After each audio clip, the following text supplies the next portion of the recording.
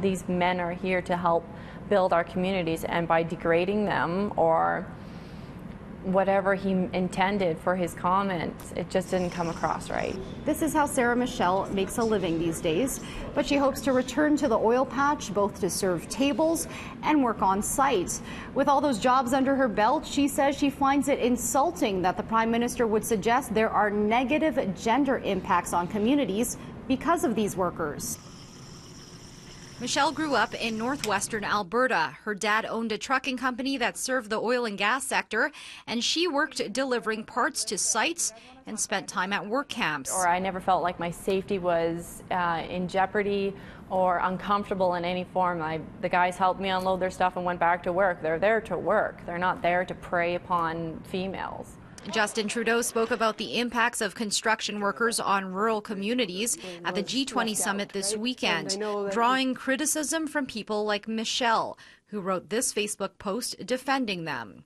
It's been shared over 46,000 times. She says her hometown of Grande Prairie wouldn't thrive without oil workers, and that was obvious during the 2014 economic downturn.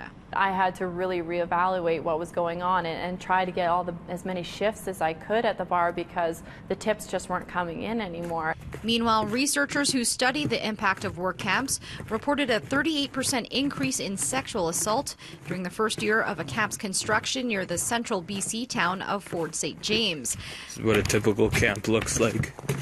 They also report an increase of harassment, sex work, and STIs in communities like Grande Prairie and Fort McMurray.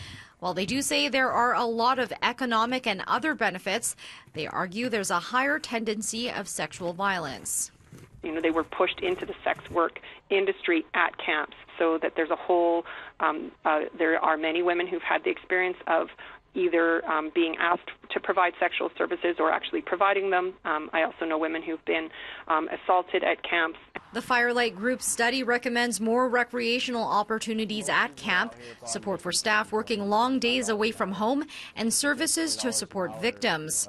It points to Trudeau's comments as addressing how to make the environment better. Because so many Canadians have reacted feeling that they were under attack, and I think that what people are asking for is that they all have access to that same experience. For Michelle, she says communities can't grow without the construction workers to build them.